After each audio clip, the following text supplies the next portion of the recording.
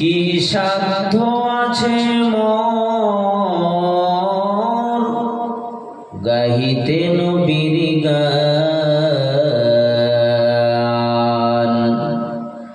কি সাধ্য আছে মোর গাহিতে নবীর গান।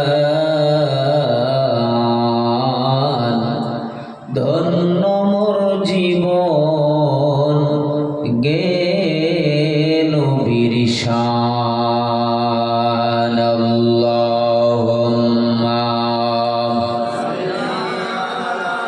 মহব্বতে জোরে জোরে আলা আলি সাইয়্যিদিনা।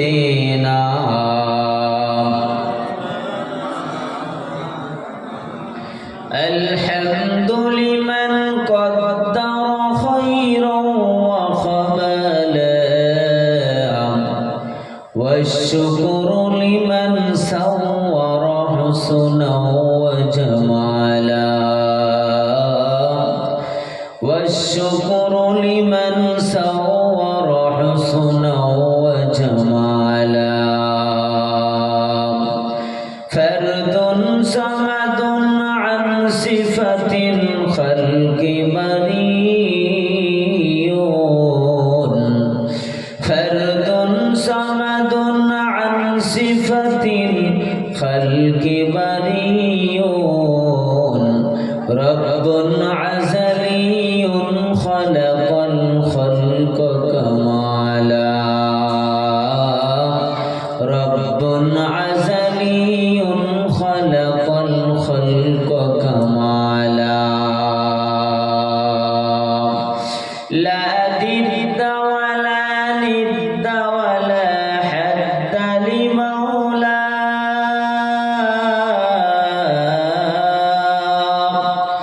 لا ضد ولا ند ولا حد لمولاه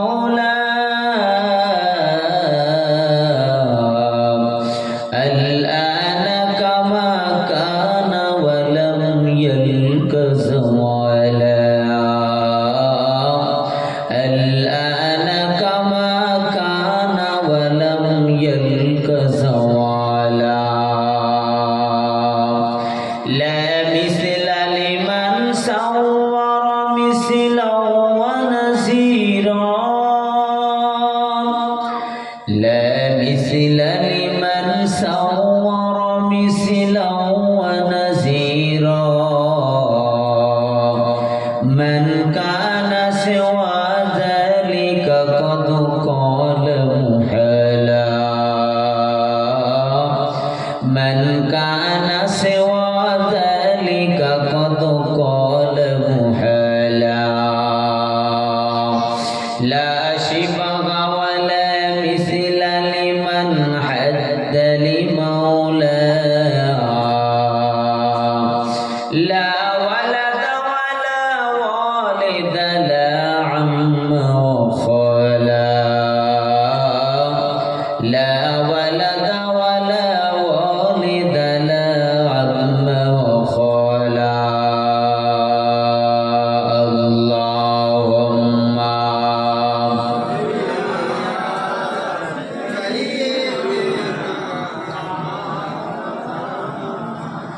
وعلى آل سيدنا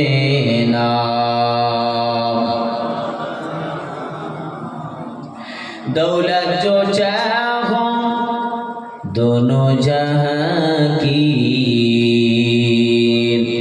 दौलत जो चाहो दोनों जहां की कर लो वजीफा नामे मोहम्मद रोज़ क़यामत मीज़ानो पुल पर रोज़ क़यामत मीज़ानो पुल पर देगा सहारा नामे मोहम्मद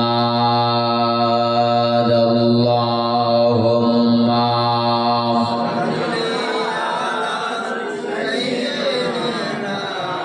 मौलाना मुहम्मद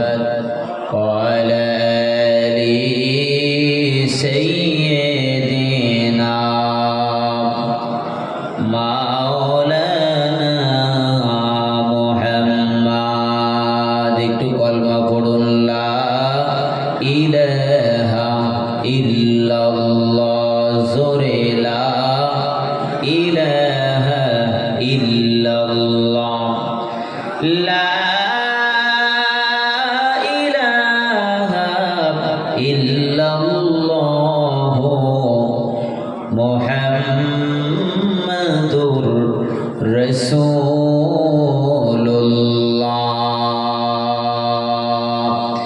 আল্লাহ আল্লাহ বলো বান্দা, আল্লাহ আল্লাহ বলো, জিকিরি আল্লাহ করতি হুই রাহে জন্নত চলো।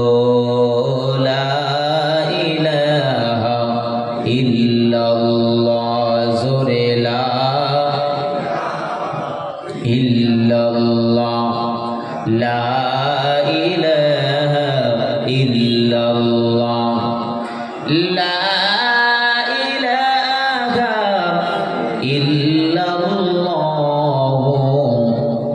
ওয়াহদাহু লা শারীকা লাহু ওয়া আশহাদু আন্না মুহাম্মাদান আবদুল্লাহি ওয়া রাসূলুহু। আল্লাহুম্মা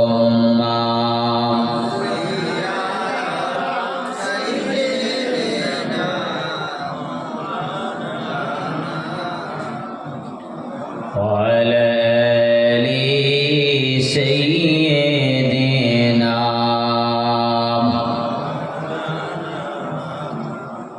একটু তাকবীরের ধ্বনি শুনতে চাই। নারী তাকবীর, সকলে উচ্চ কণ্ঠে, কেউ কৃপণতা করবেন না, কুণ্ঠিত করবেন না, সকলে উচ্চ কণ্ঠে একটু তাকবীরের ধ্বনি।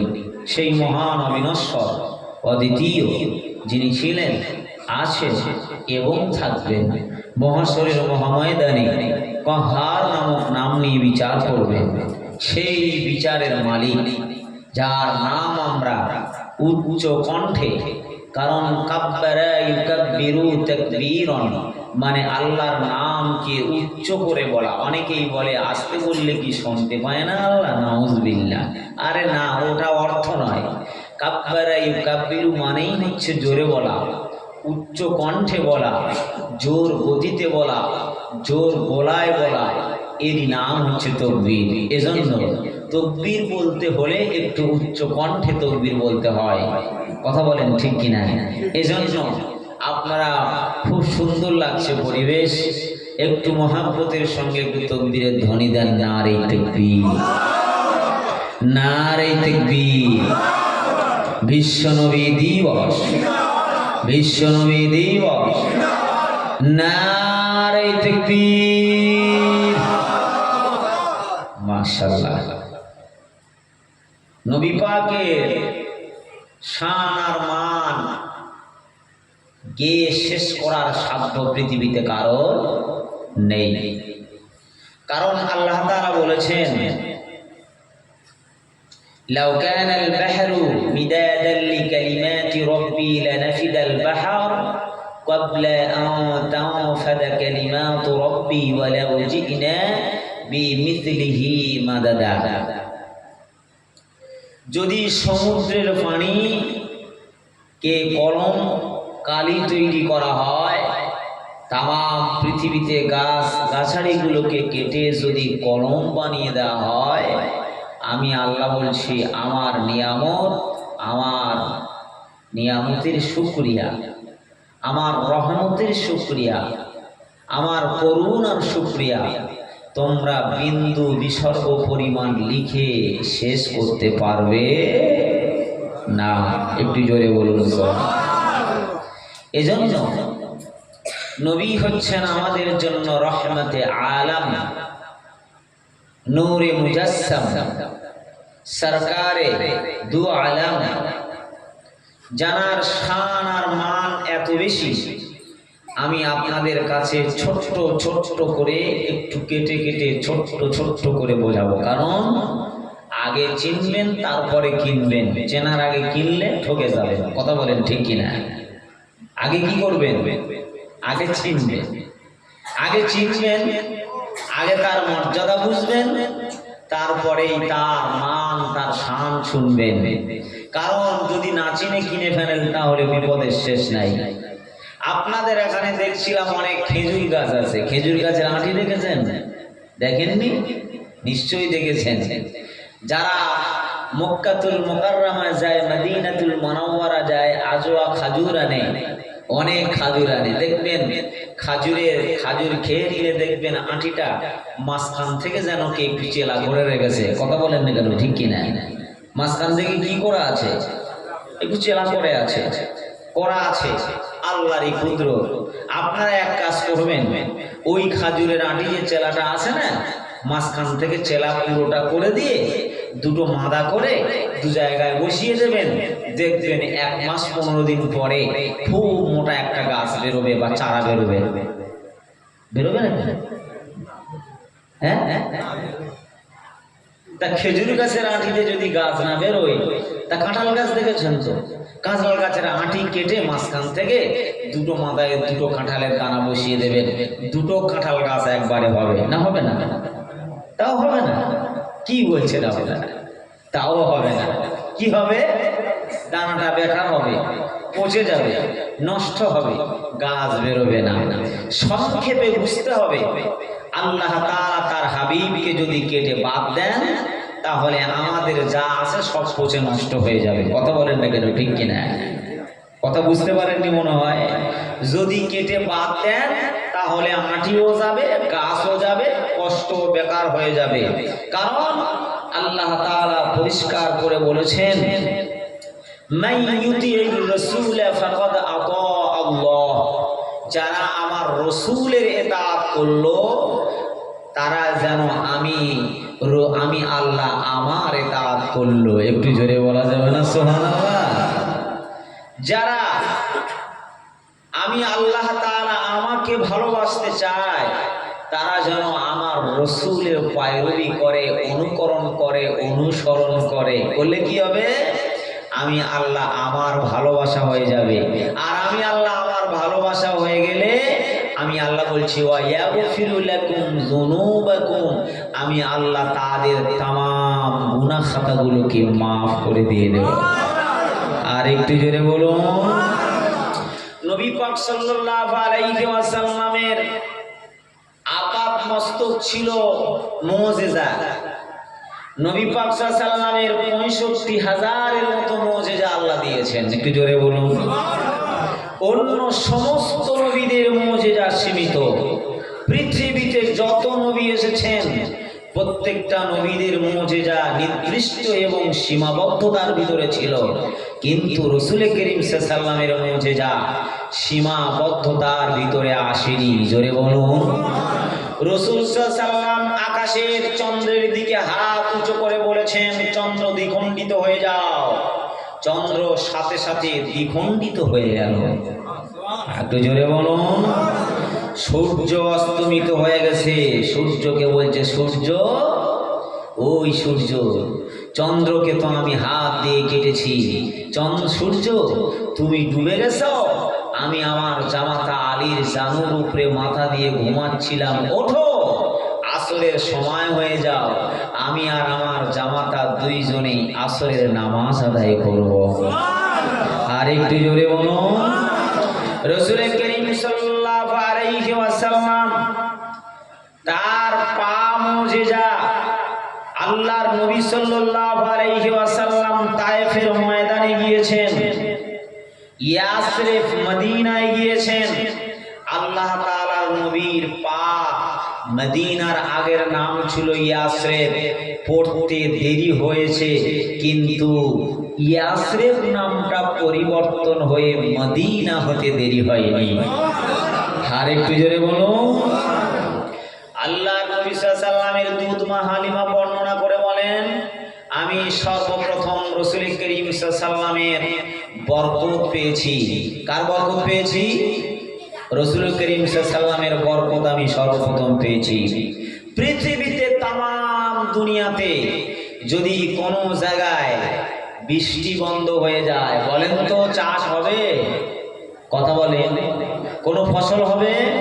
কোনো কিছুই হবে না। কিন্তু তায়েফের ময়দান ৭২ কিলোমিটার, ৭২ মাইল দৈর্ঘ্য প্রস্তর একটা জায়গা, সেটাকে তায়েফ বলা হয়।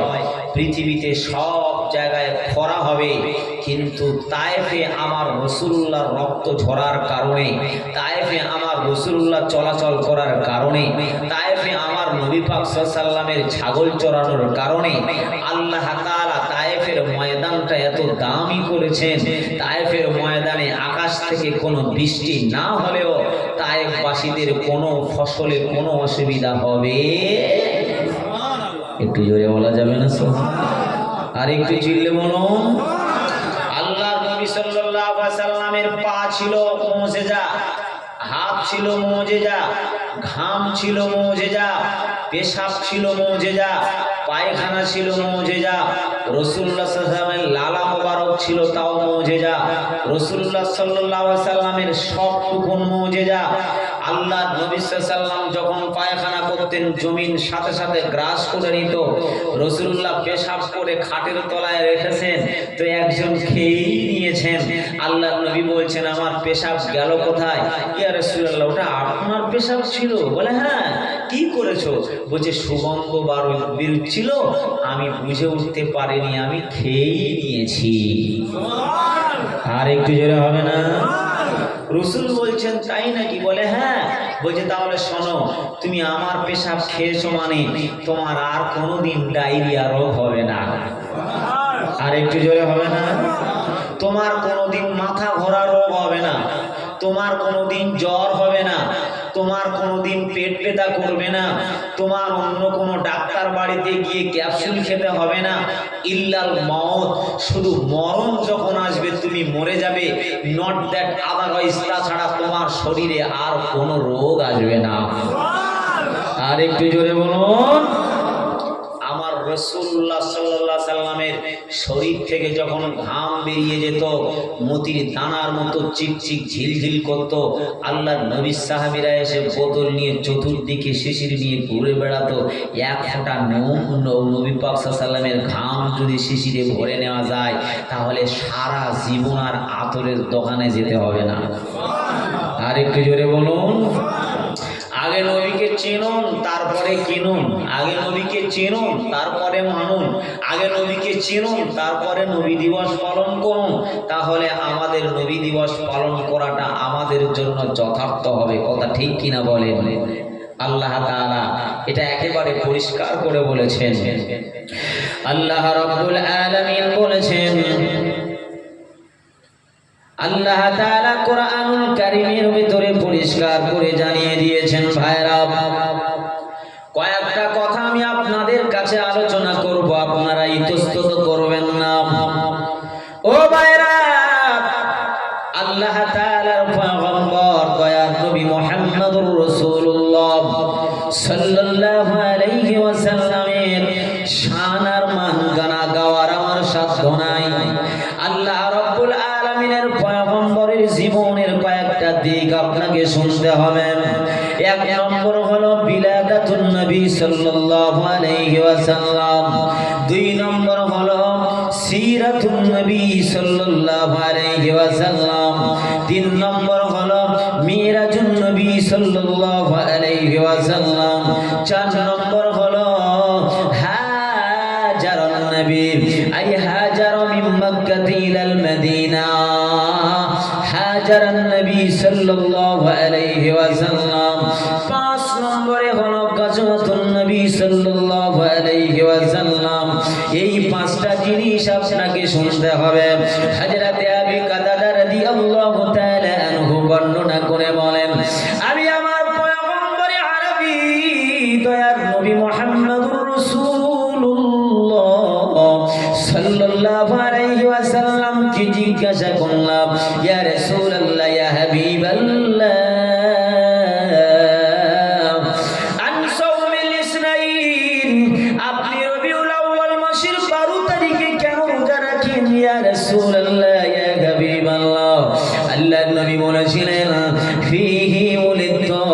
আমি ওই দিনেই জন্মগ্রহণ করেছি।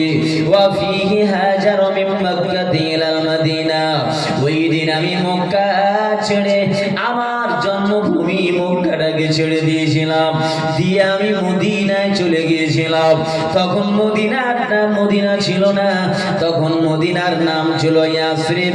আমি রাসূলুল্লাহ সাল্লাল্লাহু আলাইহি ওয়াসাল্লাম আমার কদম রাখার সাথে সাথে ইয়াসরিব মদিনা মুনাওয়ারা হয়ে গিয়েছিল।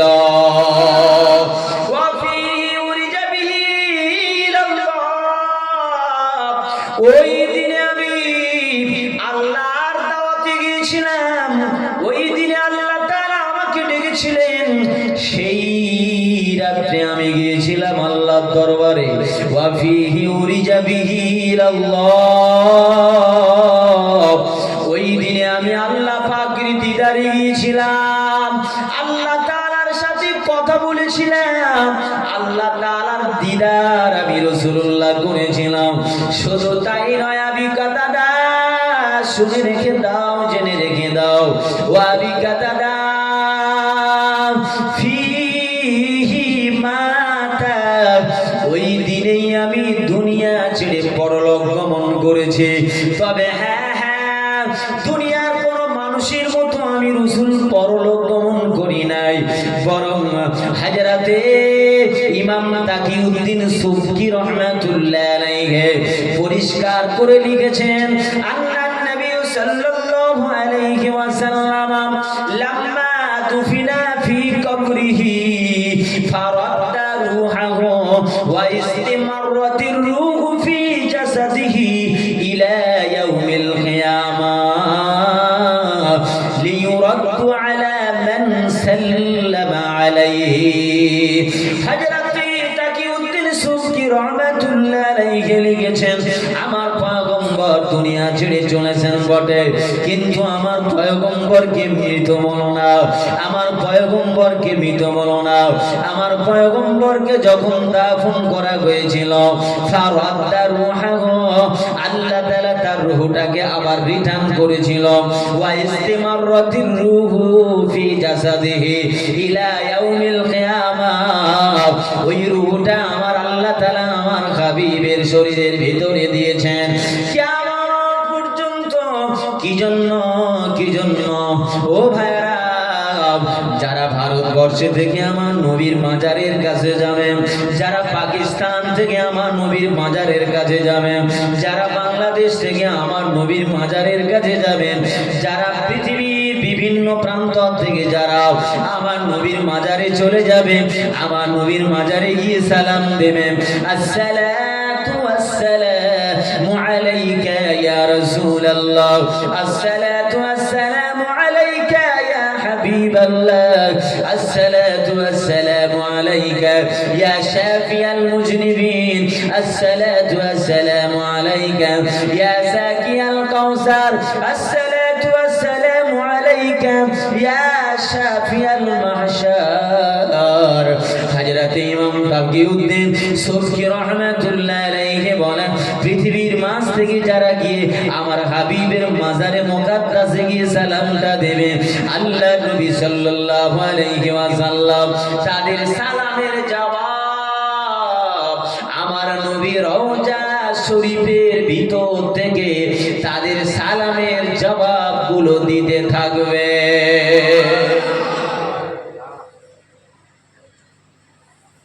ফারাদ্দা রূহাহু ওয়া ইস্তিমাররাতির রূহু ফি জাসাদিহি ইলা ইয়াউমিল কিয়ামাহ লিইউরাদ্দা আলা মান সাল্লামা আলাইহি। যারা আমার নবী পাকের উপরে সালাম দেবে, আমার নবী তাদের সালামের জবাব দেবেন।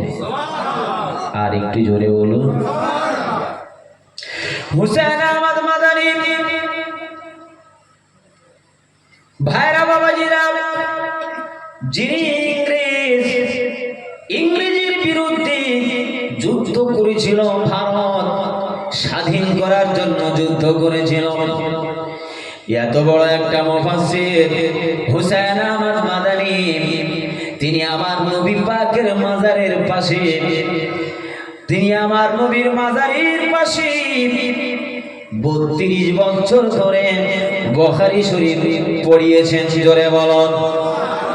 একদিন হাদিসে এসেছে, কুল্লু নবিয়্যিন হাইয়ুন ফি রাওজাতিহি শরীফা, প্রত্যেক ওয়াহুম ইউসাল্লুন, তারা রওজা শরীফে নামাজ আদায় করেন। হুসাইন আহমদ মাদানির ছাত্ররা জিজ্ঞাসা করে বলছেন, হুজুর বুঝতে পারলাম না। হুজুর একটু খুলে খালে বলেন না, নবী মাজারে জীবিত আছে, ইসল্লুন নামাজ আদায় করে। আমরা নবী দিবস পালন করি, বেঁচে থেকেও নামাজ পড়ি না, আর নবী মাজারে মুকাদ্দাসের ভিতরে দাঁড়িয়ে দাঁড়িয়ে নামাজ আদায় করে। আর একটু জোরে বলুন। নবী পাক সাল্লাল্লাহু আলাইহি এসেছেন দুনিয়ার মাঝে, সেজদায় দিয়ে এসেছেন। আল্লাহ বলেছেন ওয়াসজুদ ওয়াক্তারিব, তুই সেজদা কর, আল্লাহ তাআলা কি করিব হয়ে যাও, সেজদা করো আর আল্লাহর নিকটে চলে যাও। বলুন সুবহানাল্লাহ। পৃথিবীতে মানুষ যদি সবচেয়ে আল্লাহর নিকটত্ব হতে পারে, তাহলে সে যেন মাটিতে সেজদা দেয়, সেজদা দিলে সবচেয়ে আল্লাহর নিকটত্ব হয়ে যায়। তাহলে সেজদা না দিয়ে তো আল্লাহর নিকটত্ব হওয়া যাবে না। আল্লাহর নিকটত্ব হতে গেলে কি দিতে হবে? সেজদা দিতে হবে। সেজদা करने का मकान है या मस्जिद है ना, ये मस्जिद है, जब मस्जिद ये मस्जिद है, सजदा यस्जिद मस्जिदन, जो सेजदा करने का मकान है, तो इसमें सेजदा करने से और बहुत बड़ा फजीलत मिलता है। बोलूं ना सुभान अल्लाह। जामे मस्जिदे नामाज पढ़ार कारणे প্রত্যেকটা রাকাতে 500 রাকাত নামাজের সওয়াব বেশি হয়। আর একটু জোরে হবে না? বাড়িতে নামাজ পড়বেন, যদি জামাতে নামাজ পড়েন তাহলে মুসল্লি অনুপাতে আপনি কত রাকাত পাবেন? 27 গুণ নেকি, 27 গুণ, 27 গুণ নেকি পাবেন যদি জামাতে পড়েন। আর যদি আপনি জুমা মসজিদে জামাতের সঙ্গে নামাজ আদায় করেন, তাহলে আমার রাসূল বলেছেন প্রত্যেকটা রাকাতে 500 রাকাত নামাজের সওয়াব এক্সট্রা করে দেওয়া হবে। মানে আমার উম্মত পিছিয়ে যাবে কেন? এরা আমার উম্মত একবার সুবহানাল্লাহ বললে 10 বার সুবহানাল্লাহ বলার সওয়াব পাবে। আমার উম্মত একবার কলমা পড়লে 10 বার কলমা পড়ার সওয়াব পাবে। আমার উম্মত এক রাকাত নামাজ আদায় করলে 1000 মাস ইবাদত করার চেয়ে বেশি সওয়াব পাবে। তো আমার উম্মত পিছাবে কেন? আমার উম্মত কোনোদিন পিছাবে না। আদম নবীর উম্মত পিছিয়ে পড়বে, নূহ নবীর উম্মত পিছিয়ে পড়বে, ও সমস্ত নবীর উম্মতেরা পিছিয়ে পড়বে। আমার উম্মত আগিয়ে যাবে কেন? আমার উম্মত কোরআনের একটা অক্ষর পড়লে 10টা অক্ষর পড়ার সওয়াব পাবে। আর একটু জোরে বলুন। আমার উম্মত একটা ভালো কাজ করলে 10 গুণ নেকি পাবে। তাহলে আমার উম্মত কেন পিছাবে? এজন্য আমি রাসূল বলেছি, আনা আউয়ালু শাফিঈন ফাইকুবারুল্লাহু শাফাআতি, আমার উম্মতের জন্য আমি সর্বপ্রথম শাফাআত করব, আর আমার শাফাআতকে আল্লাহ সর্বপ্রথম কবুল করবেন। একটু জোরে বলুন। আমি কিন্তু ধারাবাহিক ঘটনা, আমি হাদিস আর কোরআন দিয়ে আপনাদের কাছে তথ্য দিয়ে যাব। ভাইরা লক্ষ্য করুন, রাসূল করিম সাল্লাল্লাহু আলাইহি ওয়াসাল্লামের শান আর রাসূল করিম সাল্লাল্লাহু আলাইহি ওয়াসাল্লামের মান কত বেশি।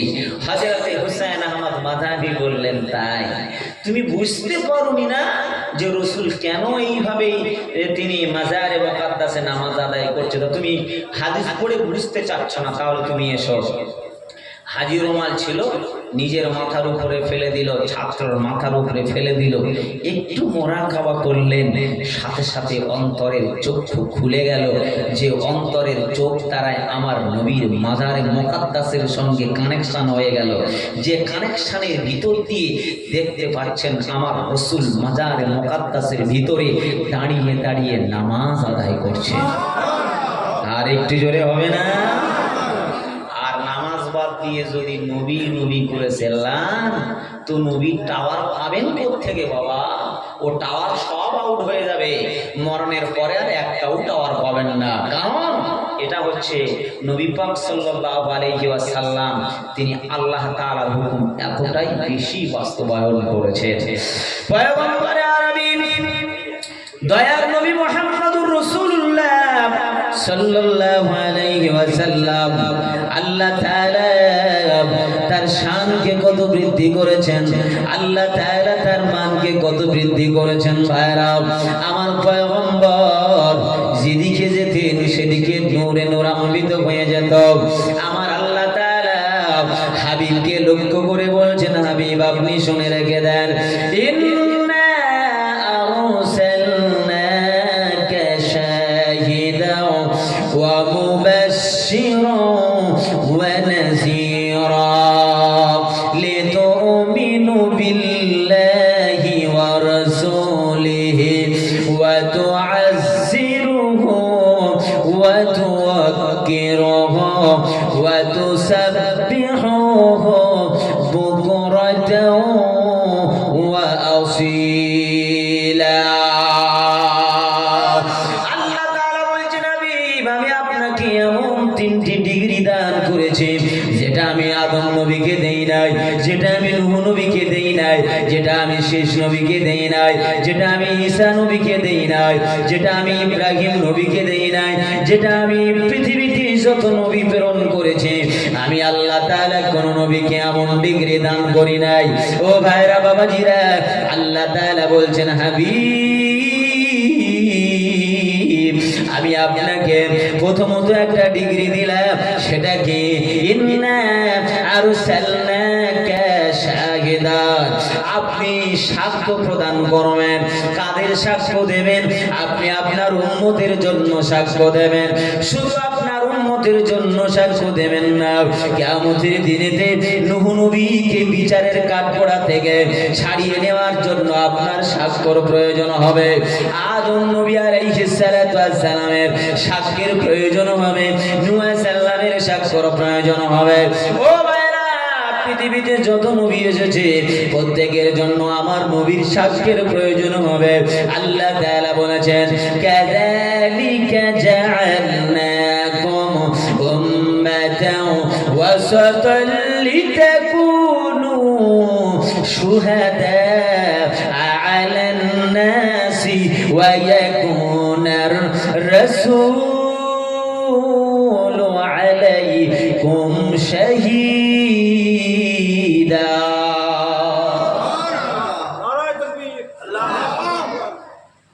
তকবীরের ধ্বনি জোরে দেন না, আর একটু জোরে হবে না? আল্লাহ রাব্বুল আলামিন ডিগ্রিটা কাউকে দেন নাই, শুধু আমার নবীকে দিয়েছেন শাহীদ।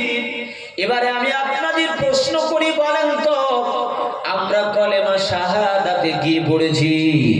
আশহাদু আল্লা ইলাহা ইল্লাল্লাহ, পরের শব্দটা ওয়া আশহাদু আন্না মুহাম্মাদার রাসূলুল্লাহ। দুনিয়াতে আমাদের ঈমান বাঁচাতে হলে আমার আল্লাহকে সাক্ষী দেওয়ার সাথে সাথে আমার রাসূলের সাক্ষী দিতে হবে। ওই যে মাঝখান থেকে কাটা আছে, খেজুরের আটি কাটা চেরাই করে দিলে যেমন বেকার হয়ে যাবে, আমার আল্লাহ তাআলা আমাদের ঈমানে কলমা দিয়েছে, লা ইলাহা, সকলে বলেন লা ইলাহা ইল্লাল্লাহ। পরেরটা বলুন, আরেকটু জোরে বলুন, মুহাম্মাদুর রাসূলুল্লাহ। লা ইলাহা ইল্লাল্লাহ হলো তাওহীদ, মুহাম্মাদুর রাসূলুল্লাহ হলো রিসালাত।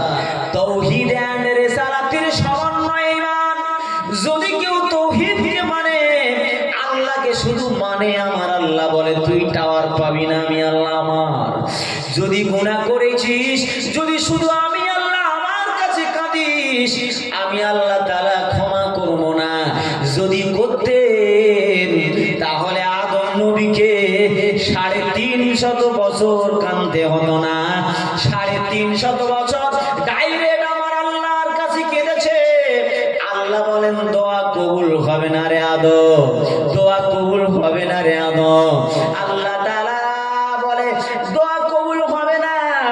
আদম আলাইহিস সালামের 350 বছর কাঁদার পরে আল্লাহ তাআলার কাছে বলছেন, আল্লাহ বিওসিলাতিন নবিকাল মুস্তাফা সাহিবুশ শাফাআ। একটু তাকবীর জোরে দেন। এত ঠান্ডা হলে মজলিস চলবে কি করে? জোরে তাকবীর দেন। নারে তাকবীর। বড় কেতাব পড়তে হবে না, ছোট কেতাবের নাম বলে যাচ্ছি। বেহেশতের জোর বলে একটা কেতাব আছে না নাই? নাম আপনারা শুনেছেন। এটা লিখেছেন কে? হাকিমুল উম্মাত আশরাফ আলী থানভী রাহমাতুল্লাহ আলাইহি। সচরাচর মাথা মোটা আলেম নয় বাবা। বেশিরভাগ মুফাসসিরে কেরামরা, মুহাদ্দিসে কেরামরা হাকিমুল উম্মাত আশরাফ আলী থানভীর ফতোয়া লেখা কিতাব পড়ে তারা ফতোয়া দেয়। জোরে বলুন সুবহানাল্লাহ। ও ভাইরা বাবাজিরা, আদম আলাইহিস সালাতু ওয়াস সালাম দোয়া চাইলেন। একটু বোঝাতে চাইছি বাবা, মাঝখান থেকে আটিটা চেরাই করবেন না। যদি আমার নবীকে বাদ দেন কোনো কাজ আপনার হবে না, হবে না, হবে না, হবে না। আল্লাহ তাআলা পাল্টা জিজ্ঞাসা করে বললেন, ওয়া মা মুহাম্মাদুন ইয়া আদম। আদম রে, মুহাম্মদটা কে? তো আমি চিনতে পেরেছি বটে, তোকে জিজ্ঞাসা করছি, একটু বল দেখি মুহাম্মদটা কে? সাল্লাল্লাহু আলাইহি ওয়াসাল্লাম। আচ্ছা, আল্লাহ কি নবী মুহাম্মদ সাল্লাল্লাহু আলাইহি ওয়াসাল্লামকে চেনেন না? আহা, ছেলেকে নানার বাড়ি পাঠিয়েছেন, খেয়ে দিয়ে এসেছে, আবার জিজ্ঞাসা করছে, রে কোথায় গিয়েছিলিস রে বাবা? ছেলের মুখ থেকে শুনলে যে বা আব্বা যান নানার বাড়িতে গিয়েছিলাম, আব্বা আদর করে শুনতে চায়, মনটা ঠান্ডা হয়ে যায়। জোরে বলুন না সুবহানাল্লাহ। জানে পাঠিয়েছি নানার বাড়ি, এসেছে তবু জিজ্ঞাসা করে বলছে, বাবা কোথায় গিয়েছিলিস? কথা বলেন ঠিক কিনা? আল্লাহ তাআলা জানেন, কারণ আল্লাহ তাআলা হাদিসে কুদসির ভিতরে বলেছেন, লাউলা কালামা খালাকতুল আফলাক। আমার হাবিবকে না বানালে কোনো কিছুই বানাতাম না। আমার হাবিবকে না বানালে জমিন বানাতাম না, আসমান বানাতাম না। তারপরে আদমকে জিজ্ঞাসা করে বলছো, আমা মুহাম্মদ ইয়া আদম। আদম রে, মুহাম্মদটা কে? আদম বলছে, আল্লাহ এবার তাহলে শোনেন, আমার বিগত জীবনের ইতিহাসটা আমি আপনার কাছে একটু খুলে গেলে বলি। আল্লাহ বলেন, জানি তুমি আমার কাছে কি বলবে, তারপরেও জিজ্ঞাসা করছি, বল রে আদম, তোমার বিগত জীবনের ইতিহাসটা আমি একটু শুনতে চাই। এবারে আদম বলছেন, ইয়া রাব্বি লাম্মা খালাকতানি ফারাফা রাসাহু ফি আরশিকা মাকতুবুন। আমার সঙ্গে সকলে জবান নেড়ে বলেন, লা ইলাহা মুহাম্মাদুর রাসূলুল্লাহ। আল্লাহ আসমানে লিখেছে আপনার নামের সঙ্গে একটা নাম দেখেছি, গেলাম চিনতে পারিনি অতটা। ছোট হুজুর পীর কিবলা বলতেন, দাঁত থাকিতে দাঁতের মজা বুঝলি না রে, হায় রে হায়। দাঁত থাকিতে দাঁতের মজা আমরা বুঝি না, যাদের দাঁত নেই তারা জানে শক্ত জিনিস আসলে খেতে পারে না।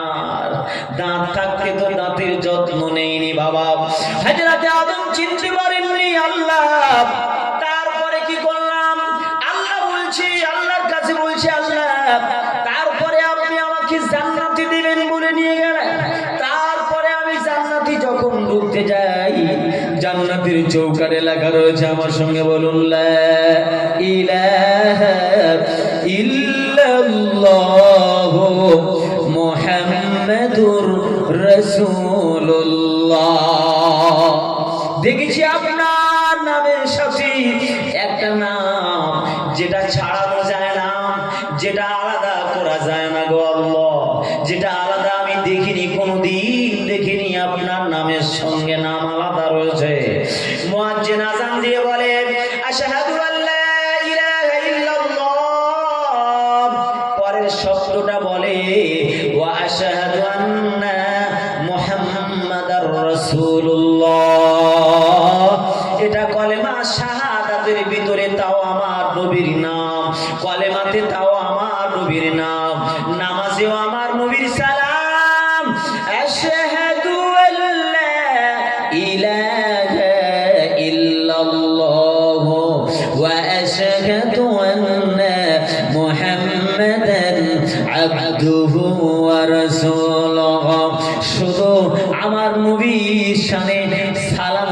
আপনাকে পড়তে হবে আসসালামু আলাইকা ইয়া আইয়ুহান নাবিয়্যু ওয়া রাহমাতুল্লাহি ওয়া বারাকাতুহু।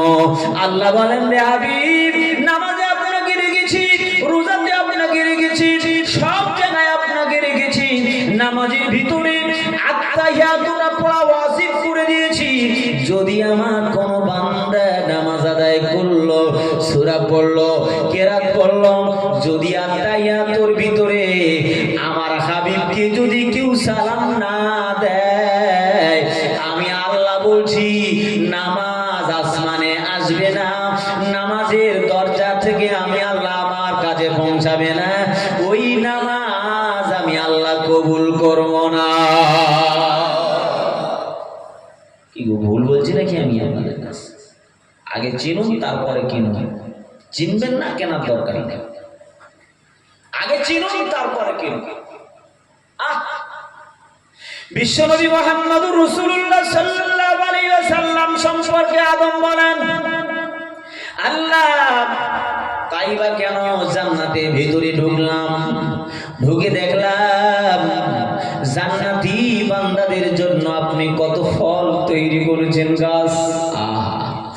একটা গাছের ফল খেলে 70 থেকে 75 রকম মজা পাওয়া যাবে। গাছের পাতা আমি দেখেছি, প্রত্যেকটা গাছের পাতায় আল্লাহ আপনার নামের সঙ্গে একটা নাম লেখা ছিল। না জানি আপনি তাকে কত ভালোবাসেন, আপনি তাকে কত মহব্বত করেন, আমরা তাকে কিছুই মহব্বত করতে পারলাম না। নবী বলেন, তোমরা মুমিন হতে পারলে না যদি তোমার মা অপেক্ষায় আমাকে বেশি ভালো না বাসলে, তোমার বাপ অপেক্ষায় আমাকে বেশি ভালো না বাসলে, তোমার বিবি বাচ্চা অপেক্ষায় আমি নবী আমাকে বেশি ভালো না বাসলে, এমনকি তোমার জান অপেক্ষা যদি আমি নবী আমাকে বেশি ভালো না বাসো, তুমি যদি আমাকে এতটাই মহব্বত না করো, আমি নবী বলছি, তাহলে তখনও পর্যন্ত মুমিন হতে পারলে না। তাহলে আমি নবী মায়ের চেয়ে আমার দাম বেশি, মালের চেয়ে আমি নবী আমার দাম বেশি। এজন্য আমি নবী পাক সাল্লাল্লাহু আলাইহি ওয়াসাল্লামকে কত ভালোবাসি, আল্লাহ আমার নবীকে কত ভালোবাসেন। আল্লাহ তাআলা বলেছেন, ওয়ালা সাউফা ইউতিকা রাব্বুকা ফাতারদা। হাবিব, আমি আপনাকে দিতেই থাকবো, দিতেই থাকবো। কতক্ষণ দেবেন আল্লাহ? আল্লাহ বলেন দিতেই থাকবো। কতক্ষণ? ওয়ালা সাউফা ইউতিকা রাব্বুকা ফাতারদা। আমি আপনার প্রভু আপনাকে দিতেই থাকবো। কতক্ষণ? ইয়ারদা, যতক্ষণ না আপনি রাজি হবেন ততক্ষণ দিতেই থাকবো, দিতেই থাকবো, দিতেই থাকবো। আমি তারপরে জিজ্ঞাসা করব, হাল রাদিতা ইয়া হাবিবি, হাল রাদিতা ইয়া হাবিবি, হাবিব আপনি কি সন্তুষ্ট? হাবিব বলবেন, রে উম্মত, আমি আমার মা আমিনার পেট থেকে দুনিয়াতে পড়ে আমি কারোর কথা ভাবি নাই, আমি আমার উম্মতির কথা ভেবেছি। আর আমি আল্লাহ তাআলার সঙ্গে বলছি, আল্লাহ গো, আমি ততক্ষণ রাজি হব না যতক্ষণ দেখব আমার তামাম উম্মত সব জান্নাতের ভিতরে ঢুকে গিয়েছে। ও ভাইরা, এখানে অনেক আলেম বসে আছেন। ভাইরা, আমার নবীর সম্পর্কে কা ব্যবহার করা হয়েছে, যত জায়গায় কা ব্যবহার করা হয়েছে কোরআনে, সব আমার নবীর সম্মানার্থে ব্যবহার করা হয়েছে। ওয়ালা সাউফা ইউতিকা রাব্বুকা ফাতারদা, আলাম ইয়াজিদকা ইয়াতীমান ফাআওয়া, ইন্না আ'তাইনাকা। ভুল বলছি নাকি আমি? হ্যাঁ, যারা হাফেজ সাহেব আছে যারা, ইন্না আ'তাইনাকা ইন্নাকা ইন্নাকা লাআলা খুলুকিন আযীম। আল্লাহ তাআলা যত জায়গায় কা শব্দ ব্যবহার করেছেন সব আমার নবীর সম্মানার্থে। আল্লাহ তাআলা তার নবীকে কত মহব্বত করেন। আদম বলছেন, আল্লাহ এই মহাব্বতের চূড়ান্ত পর্যায়ে আমি বিবেচনা করতে পারি নাই।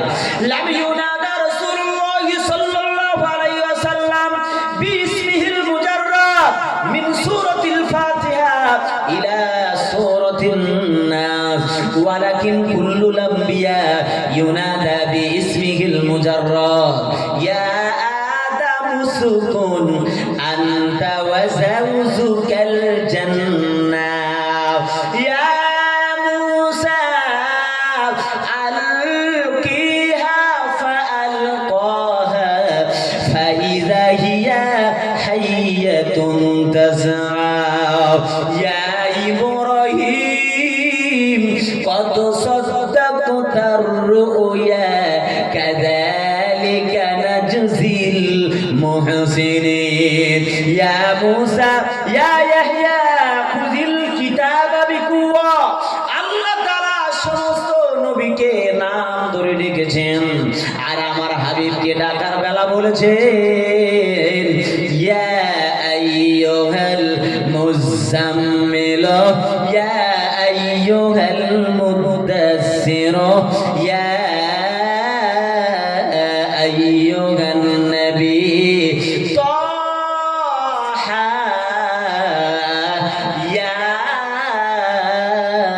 ইয়াসিন। ভালোবেসে আমার আল্লাহ আরো দুটি নাম দিলেন, একটা হলো তাহা, অপরটা হলো ইয়াসিন।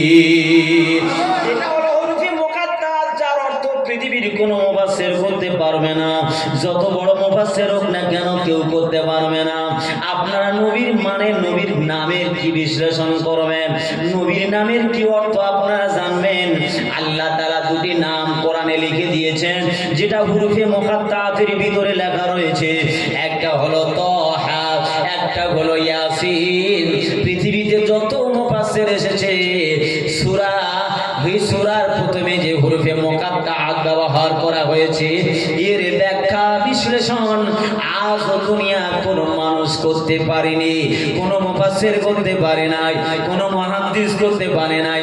ওই জায়গায় গিয়ে বলেছে ওয়াল্লাহু আ'লামু বিস-সাওয়াব। একটু জোরে হবে না? মিলে জিলে বলেন, মিলে জিলে তাকবীর দেন, নারে তাকবীর। বিশ্বনবী দিবস, বিশ্বনবী দিবস, শ্রোতা মণ্ডলী নারে তাকবীর। বাবা আপনাদের অসুবিধা হচ্ছে নাকি?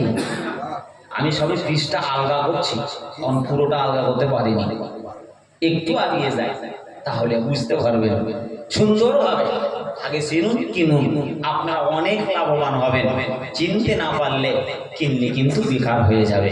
আল্লাহ তাআলা তার হাবিবকে কতটা মহব্বত করেন, কতটা ভালোবাসেন, আমরা কতটা ভালোবাসতে পেরেছি তার একটা কম্পিয়ার। আল্লাহ তাআলা আমার হাবিবকে কোনোদিন চার জায়গায় নবী মুহাম্মদ সাল্লাল্লাহু আলাইহি ওয়াসাল্লামের নাম কোরআনে উল্লেখ আছে, ওটা তো নাম দিয়েছেন কিন্তু ডাকেননি ইয়া মুহাম্মদ বলে, ইয়া মুহাম্মদ বলে ডাকেননি। তাজিমের নবী সাল্লাল্লাহু আলাইহি ওয়াসাল্লাম, নবীর সম্মান অর্থে আল্লাহ তাআলা ডাকেননি। হযরতে আদম বলছেন আল্লাহ গাছের পাতাতে আপনার নামের সঙ্গে নাম দেখলাম, বলে তাই নাকি? বলে হ্যাঁ আল্লাহ দেখেছি। তারপরে কি দেখলেন? আল্লাহ যত হুরগের মান এসেছি তাদের চোখের মণিকোঠার ভিতরেই দেখেছি আপনার নামের সঙ্গে নাম জড়িত রয়েছে। আল্লাহ কি আপনি তাকে মহব্বত করেন, ভালোবাসেন। আল্লাহ বলছে রে আদম, তোকে যখন বানিয়েছিলাম আমি আল্লাহ রূহু দিয়েছি, ফিরত চলে আসছিল। আমি আল্লাহ তাআলা আমার নূরে মুহাম্মদী সাল্লাল্লাহু আলাইহি ওয়াসাল্লাম আমি নিয়ে তোমার ভিতরে ঢুকিয়ে দিয়েছি, তারপর থেকে আর কখনো বেরোয়নি তোমার ভিতর থেকে রূহ। শুধু তাই নয় রে আদম, লাউলা মুহাম্মাদুন মা খালাকতুকা, যদি মুহাম্মদ সাল্লাল্লাহু আলাইহি ওয়াসাল্লামকে না বানাতাম আমি তোমাকেও বানাতাম না।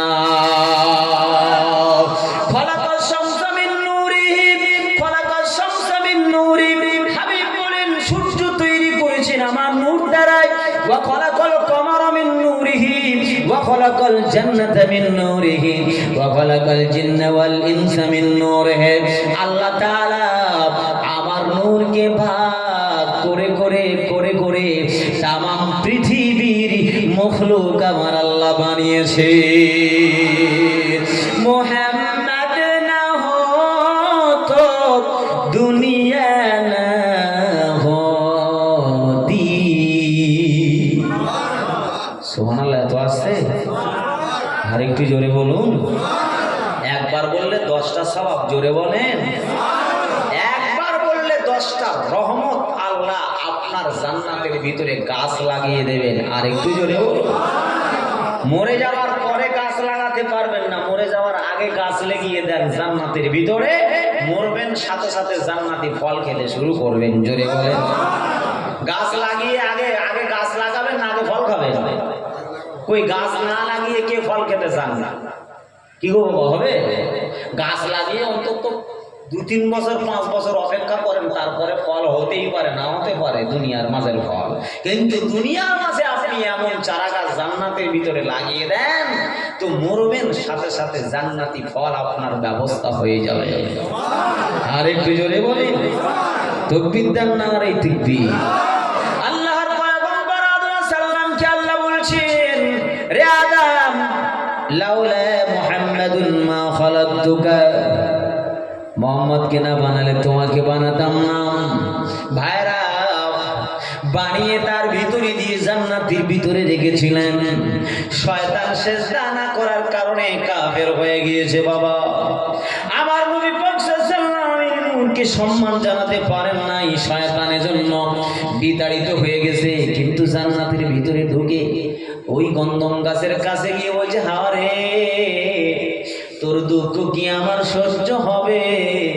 আমার সহ্য হয় না। আদমের দুঃখ তো আমার সহ্য হয় না। পৃথিবীতে মায়েদের মাধ্যমে আগে গন্ডগোল তৈরি হয়, ছেলেদের কাছে অত সহজে হয় না। কথা বলেন ঠিক কিনা? আর নেশাও হেবালাতুশ শায়াতিন, মেয়েরা যদি বেপরদায় ঘোরাঘুরি করে তাহলে জলসার নামে গুনাহ বেশি হবে। কথা বলেন না কেন? ঠিক কিনা? ঠিক না? জলসার ময়দানে অনেকেই বিয়ে দেওয়া হচ্ছে, ডিজিটাল বিয়ে কায়দায় বিয়ে দেওয়া হচ্ছে। বড় মজলিস আসছে, ফুরফুরা থেকে 4টে হুজুর আসছে, এদিকে বিয়েও হচ্ছে জলসার মজলিসে। কথা বলেন না কেন? ঠিক কিনা? হায় রে কারবার! এই কারবার কোথায় করবে? এখন তো মিলাদুন নবীর নামে শুধু গোস্ত খাওয়া, বিরিয়ানি খাওয়া, এক টুকরো কম পড়ে গেলে মারামারির আর গুণ নেই। কথা বলেন না কেন? ঠিক কিনা? নবীর ভালোবাসি, এটা নবীর ভালোবাসি।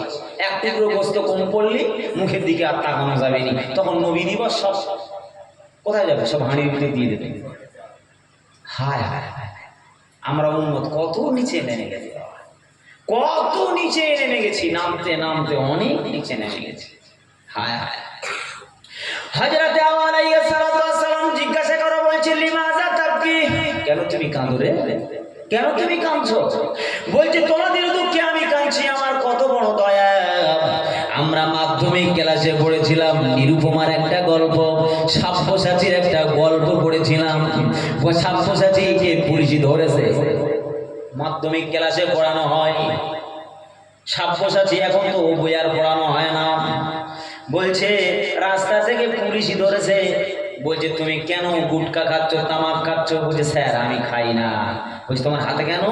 বলছে স্যার আমি ডোলে রেখে দিয়েছি, পরে চাইলে আমি তাপ দেবো। ডোলে রেখে দিয়েছি, অন্যজন হাত দেবো, আমি খাবো না। সাব্যসাচী, হায় হায় হায়। এখন তো মানুষ অন্যায় করে অপরকে নিয়ে করে। কথা বলেন না কেন? ঠিক কিনা? হ্যাঁ, একজন মদ খেতে যাচ্ছে, আর একজনের সঙ্গে করে নিয়েছে, বলছে চল। বলছে আর আমার টাকা নিবে, টাকা আমার আছে, চল। ও নিজের গাঁঠির টাকা দিয়ে একবার খাইয়ে দিল, দিয়ে ওর নিজের গাঁঠির টাকা। বলছে আর খাওয়াবি না? বলছে আর খাওয়ানোর দরকার নেই, যা খাইয়েছি একবার আর নাই। যত বিড়ি তৈরি হয়েছে আর যত মদ তৈরি হয়েছে, প্রথমত ফাউ ঢাকাইয়ে রাখেছে। কথা বলেন ঠিক কিনা? বিড়ি ধরে টানছে, পাশে দেখে বলছে যে তুই একটু টানবি, টেনে দেখ কি মজাটা লাগে। দেখবি ফাউ দিয়েছে, টেনে নিয়েছে। একবার দুবার টানতি টানতি ও টানা ধরেছে। ঘরে সংসারে চাল নেই, ডাল নেই, আলু নেই, টেনেই যাচ্ছে। কথা বলেন ঠিক কিনা? টেনেই যাচ্ছে, একবার টান ধরে দিয়েছে, ও টান বন্ধ হয় না। হায় হায় হায়, ইয়ার বন্ধ হওয়া জিনিস নয়, ও চলতেই রইল, আর বন্ধ হয় না। বিবি এদিকে আশ্চর্য হয়ে যায়, কিছুই নেই তো, রান্না বান্নার কিছুই নেই। হায় হায়, এগুলো যখন, এগুলো কবে, এগুলো থেকে নিষ্কৃতি কবে পাবে? এগুলো থেকে নিষ্কৃতি পাওয়া খুব কঠিন হয়ে গেল। হযরতে আদম আলাইহিস সালাতু ওয়াস সালাম নামাজ পড়ছে, আর হাওয়া আলাইহিস সালাতু ওয়াস সালাম গন্ধম ফলের কাছে গিয়ে বলছে, তাই খেলি আর জীবনে বাড়াতে পারবো? উনি বলছে না, তাই একটা পারি। ও যে পারো, আমি পেড়ে দেবো না, তোমাকে পেড়ে নিতে হবে।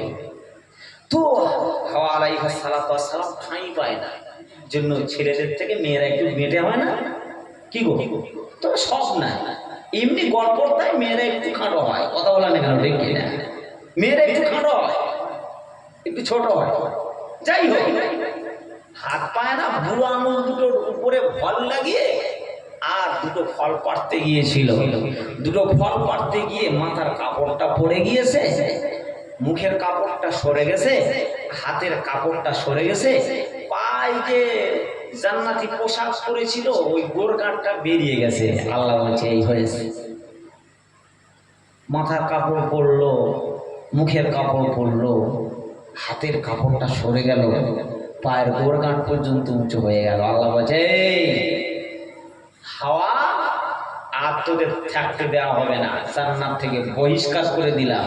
আর বন্ধন ফল পাড়তে গিয়ে তুমি যে এই জিনিসগুলো তোমার ঘটেছে, আমি আল্লাহ তাআলা বলছি, নামাজ আদায় করতে গেলে প্রত্যেকটা নরনারীর জন্য ওই 4টে অঙ্গ ধোয়া আমি আল্লাহ ফরজ করে দিলাম। আর একটু জোরে বলো। কারণ তুমি গন্ধম ফল পাড়তে গিয়ে তোমার মুখের কাপড় সরে গেছে, মুখ ধোয়া ফরজ, মাথা মুসাফা করা ফরজ, হাতের কনি পর্যন্ত ধোয়া ফরজ, পায়ের গোরকাট পর্যন্ত ধোয়া ফরজ। আর গন্ধম ফল পাড়বে আর খাবে, যেই দুটো ফল পেড়ে একটা কামড় দিয়েছে, বলছে তাড়াতাড়ি আগে তুই যা তোর স্বামীকে খাওয়া, না যদি তুই থাকবি বাংলাদেশে আর তোর স্বামী থাকবে ভারতে, দুজনার কারো যোগাযোগ হবে না, তুই থাকবি জান্নাতে, তুমি থাকবে দুনিয়ায়, আর তোমার স্বামী থাকবে জান্নাতে, দুজনার কোনো কানেকশন জুটবে না। তো বলে দে তাড়াতাড়ি দে, তুই যখন বলছিস যখন খেয়ে নে। দুজনেই একসঙ্গে খেয়ে নিল, জান্নাতি পোশাক খুলে পড়ে গেল। এর ইতিহাস আমি বলতে চাই না, কারণ এর ইতিহাসের পৃষ্ঠা আলগা করলে আরো 2-3 ঘন্টা সময়ের দরকার। আমি বলছিলাম নবী পাক সাল্লাল্লাহু আলাইহি ওয়াসাল্লামের শান আর মানের কথা বলছিলাম। কি গো, অসুবিধা হচ্ছে আপনাদের? কইটু তাকবীর দেন নাকি? নারে তাকবীর, আরে জোরে তাকবীর দেন, নারে তাকবীর। বিশ্বনবী মুহাম্মদুর রাসূলুল্লাহ সাল্লাল্লাহু আলাইহি ওয়াসাল্লামের পরিচয় দিচ্ছেন হযরতে আদম আলাইহিস সালাতু ওয়াস সালাম। আল্লাহ তাআলাকে বলেন, আল্লাহ গো, এইভাবে আমি তো দেখেছি। আল্লাহ তাআলা বলছেন, আদম ঠিকই দেখেছ। ভাইরা, আমি বোঝাতে চাইছিলাম, আদম 350 বছর আল্লাহর কাছে দোয়া চাইলো, তো আল্লাহ কবুল করলেন না। কেন করলেন না? ডাইরেক্ট যদি আল্লাহকে পেতে চান, কোনদিন আল্লাহ পাওয়া যাবে? ওই সকলে বলেনি তো, আল্লাহ পাওয়া যাবে? যাবে? আল্লাহ পাওয়া যাবে না। যদি পাওয়া যেত তো আদম আলাইহিস সালামের দোয়া কবুল হয়ে যেত। কিয়ামতের দিনে ঠিক সমস্ত নবীরা ছুটবে, আদম নবীর কাছে গিয়ে বলবে, আদম একটু শাফাআত করেন। বলছে আমার ভয় আছে মনের ভিতরে। যার ভয় আছে সে তো ভয় দেখাতে পারে না, কথা বলেন না কেন, ঠিক কিনা?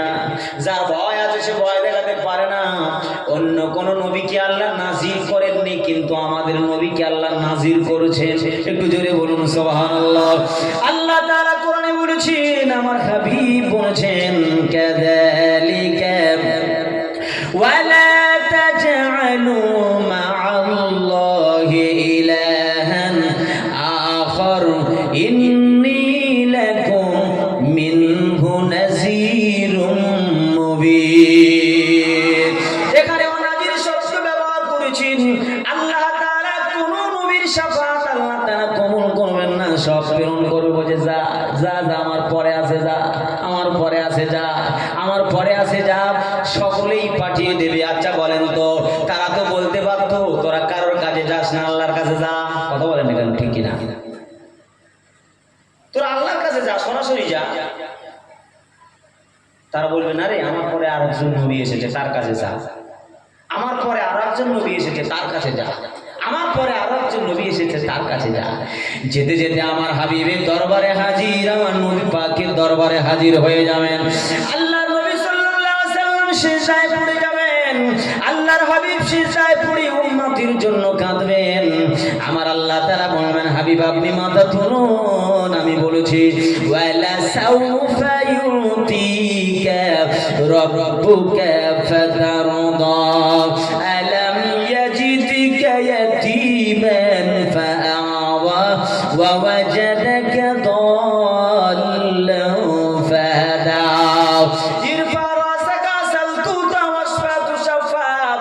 হাবিব আপনি মাথা তুলুন, আপনি যাকে শাফাত করার জন্য বলবেন আমি তাকে শাফাত দিয়ে দেব। আমার হাবিব আল্লাহ তাআলার কাছ থেকে শাফাত চাইবেন। ও ভাইরা, আমার আল্লাহ তাআলা নবীকে বাশির করেছেন। বাশির মানে সুসংবাদ দাতা।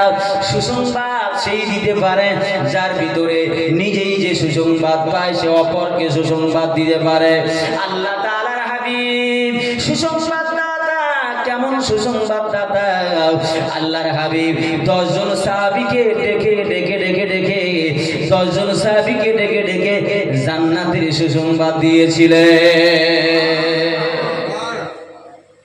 কজন বললাম? আদম নবী কজন আদেছে মনে আছে আপনাদের? একজনকে পড়েন। নূহ নবী কজন আদেছে দিতে পেরেছে কাউকে? কাউকে পড়েন। পৃথিবীতে আর কোনো নবী কোনো উম্মতকে ডাইরেক্ট ভাবে জান্নাতের টিকিট দিতে পারেন নি। এই জন্য আমার নবী বাশির। আচ্ছা বলেন, জান্নাতের টিকিট আমার যে নবী 10 জনকে দিয়েছিলেন আজও কি দিচ্ছে না বন্ধ হয়ে গেছে? ভেবে চিন্তে বলেন। আপনারা বহু বছরেন আমি জানি, জান্নাতের টিকিট বিতরণ বন্ধ হয়ে গেছে না চলছে? যদি বলেন চলছে তা কোন গোডাউনে চলছে, চলেন যাই সেখানে গিয়ে জান্নাতের টিকিটটা আনি। আছে কারোর কাছে সন্ধান? কোন গোডাউনে আছে নাকি? না ফুরফুরা শরীফের হুজুররা দিচ্ছে জান্নাতের সার্টিফিকেট? দিচ্ছে নাকি? না আজমি শরীফে দিচ্ছে? দেয় না কোনো জায়গায়? ঘুটিয়ারি শরীফে দেয় না? হ্যাঁ দিচ্ছে। মাজারে চাঁদর দিচ্ছে, ফুল দিচ্ছে। ও তো জাহান্নামের টিকিট দিচ্ছে। কথা বলেন না কেন? দুনিয়াতে জাহান্নামের টিকিট অনেকেই দিচ্ছে, কিন্তু জান্নাতের টিকিট আর কেউ দিচ্ছে না। কিন্তু আমার নবী দিচ্ছেন জান্নাতের টিকিট। আপনারা নিতে চান? নিতে চান আপনারা? আপনারা খুব বুদ্ধিমান, কথা বলছেন না। নিতে চান? ওই কারা কারা নিতে চান হাত তুলে দেখান দেখি। ও মাশাআল্লাহ, আগ্রহ আছে, নিয়ত আপনাদের আছে। নিয়ত থাকলে আল্লাহ একদিন না একদিন বেড়া পার করবেন। কথা বলেন ঠিক কিনা? মিশরের মাজারে ইউসুফকে তোলা হয়েছে বাজারজাত। ইউসুফ এখানে বস, তোকে ওয়াকেশানে বিক্রি করা হবে। সবাই খবর পেয়েছে, একটা বুড়িমা লাঠি ধরে টুক টুক টুক টুক করে হেঁটে হেঁটে যাচ্ছে। বলে কোথায় যাচ্ছে বুড়িমা? বলে তোরা জানিস না আজকে? বলে কি হয়েছে?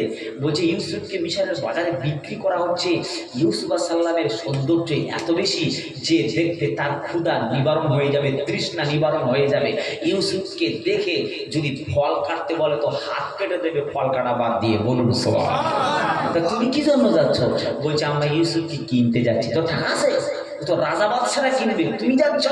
বলছে আরে আমি কিনতে পারবো কিনা জানি না, আমার নিয়ত খুব কড়া। কিনতে না পারলেও যদি ইউসুফ সাল্লামের খরিদ্দার হিসাবে আল্লাহ কবুল করে নেন তাহলে আমার জীবন ধন্য হয়ে যাবে। আর একটু জোরে বলো। এজন্য নিয়ত পাকা করতে হবে। বুখারী শরীফের হাদিসে আছে ইন্নামা আমালু বিন্নিয়াত। নিয়ত ভালো তো তার সব ভালো, নিয়ত খারাপ তো তার সব খারাপ। যারা বিরিয়ানি খাওয়ার নিয়তে নবী দিবসে আসে বলেন তো নিয়ত খারাপ না ভালো? এই কথা বলেন না কেন? হ্যাঁ বলে যাই হোক ফুরফুরা শরীফ থেকে হুজুর আসবে, ইয়া নবী সালামু আলাইকা বলবে, ছুটে গিয়ে আগে পাতা ধরবো, লাইন আগে। উম্মতে মুহাম্মাদি পিছে পড়বে, তো সবার আগে থাকবে, সবার আগে থাকবে। ও আমাদের চাঁদখালি থেকে মাওলানা ফরজ আলী সাহেব এসেছেন, আবুল হোসেন সাহেবের জামাই এসেছে, কি বলবো? ও আমাদের সব জানা আছে। ঠিক টাইমে আমরা যাব, ঠিক পাতা আগে বাড়িয়ে দেব, খাদ্য আগে চলে আসবে। হাই বুদ্ধিমান মানুষ! আহা, আপনার মনে কত বুদ্ধি, আপনি কত বুদ্ধি নিয়ে চলেন! হায় হায়, বুদ্ধি একদিন সব শেষ হয়ে যাবে বাবা, কোনো বুদ্ধি আপনার কাজে লাগবে না। ভাইরা, তাহলে আপনারা জান্নাতে আরো একটা কথা বলে নিয়ে, ইব্রাহিম আলাইহিস সালামকে নমরুদ প্রজ্বলিত আগুনে ফেলা হয়েছিল না হয়নি? সকলে জোরে বলেন, হয়েছিল না হয়নি? হয়েছিল। হ্যাঁ, হয়েছিল। 10 কিলোমিটার এরিয়া জুড়ে, ব্যারিকেড জুড়ে আগুন জ্বালানো হলো, জ্বালাতে জ্বালাতে কালো হয়ে গেল। ইব্রাহিম আলাইহিস সালামকে ওই আগুনের ভিতরে ফেলে দেওয়া হলো, আগুনের মাঝখানে। বলেন তো, ইব্রাহিম জ্বলে গিয়েছিল না আল্লাহ তাআলা আগুনটাকেও জান্নাতের বাগান বানিয়ে দিয়েছিল? জান্নাতের বাগান বানিয়ে দিয়েছে। তো চতুর্দিকে আগুন, মনে করছে সব পুড়ে ছাইখাই হয়ে গেছে। একটা ব্যাঙ, কোনো ব্যাঙ জানেন আপনারা? কোনো ব্যাঙ বেশি ঘরে থাকে না? কোনো ব্যাঙ এই জন্য মারা নিষেধ রয়েছে, ব্যাঙ মারবেন না। যেখানে কোনো ব্যাঙ থাকে সেখানে বিষাক্ত সাপ থাকতে পারে না। ও লাফাতে লাফাতে লাফাতে যাচ্ছে, বলে কোথায় যাচ্ছি রে? বলছি ইব্রাহিমের আগুন নিভাতে যাচ্ছি। বলে ও আগুন নেভাতে করে বা তুই পুরে মরবি, অত ওই আগুনের পাশে কেউ যেতে পারে না, তুই গিয়ে আগুন নেভাবি? তো কি আছে? বলছে আমার কিছু নেই, আমার শরীরের ভিতরে একটু পানি আছে, পানিটা ছিটকে দেবো, পানিটা ছিটকে দেবো। বলে তোর এই পানিতে কি আর আগুন নিভবে রে? বলছে শোন, আগুন নিভুক আর নাই নিভুক, আমার পানি দেওয়ার দরকার দেব যদি আল্লাহ তাআলা ইব্রাহিমের সপক্ষে কবুল করে নেয়, আল্লাহ তাআলা আমার জীবনটাকেও ধন্য করে দেবে। আর একটু জোরে বলেন। আল্লাহর নবী নিষেধ করে বলছে ব্যাঙ মারবি না। ওতে ইব্রাহিম আলাইহিস সালামের সাপোর্ট করেছিল তামাম মুসলমান, যেখানে তারা নির্যাতিত সেখানে গিয়ে সাপোর্ট না করলেও নামাজের পাটিতে বসে তার জন্য একটু দোয়া চেয়ে দেন। এটা আপনার ইমানি দায়িত্ব। কথা বলেন ঠিক কিনা? এটা আপনার ইমানি দায়িত্ব, এটা আপনার ইমানি কর্তব্য। এই কর্তব্য কিন্তু ভুলে গেলে হবে না পরস্পর। যাই হোক, এরা নিয়ত করেছিল পাকা কিনতে পারুক আর নাই পারুক, আগুন নেভাতে পারুক আর না পারুক, নিয়ত করেছে পাকা। আমরা নবী পাক সাল্লাল্লাহু আলাইহি ওয়াসাল্লামের দেওয়া জান্নাতে টিকিট নেব নিয়ত করেছি। তবে হ্যাঁ, নিয়তে আল্লাহ বরকত দিতে পারে। কিভাবে বিতরণ হচ্ছে জান্নাতের টিকিট সেটা আমি মুখের কথায় বলবো না, সেটা আল্লাহর কোরআন দিয়েও আপনাদের কাছে বলছি, একটুখানি শোনেন। ওয়াকাল আল্লাহু তাআলা ফি কালামিহিল মাজিদ ওয়া ফিল ফুরকানিল হামিদ লাহুল বুশরা ফিল হায়াতিদ দুনিয়া ওয়া ফিল আখিরাহ লাহুমুল বুশরা ফিল হায়াতিদ দুনিয়া ওয়া ফিল আখিরাহ। আল্লাহ তাআলা পরিষ্কার করে বলছেন, ও বান্দারা, আমি আল্লাহ তাআলা জানিয়ে দিলাম লাহুমুল বুশরা। বাশির শব্দের অর্থ হলো সুসংবাদ, বাশির শব্দের অর্থ হলো সুস্বপ্ন। এখানে মুফাসসির হাফেজ ইমাদউদ্দিন ইবনে কাসির রাহমাতুল্লাহ আলাইহি তার তাফসীরে কাসিরের ভিতরে লিখেছেন, এখানে লাহুমুল বুশরা, তাদের জন্য সুসংবাদ মানে হলো তাদের জন্য সুস্বপ্ন। ইয়া রাসূলুল্লাহ, ইয়া হাবিবাল্লাহ, জান্নাতের মাঝির সুসংবাদ, মরণের পরের সুসংবাদ হলো আপনার দয়ার জান্নাত।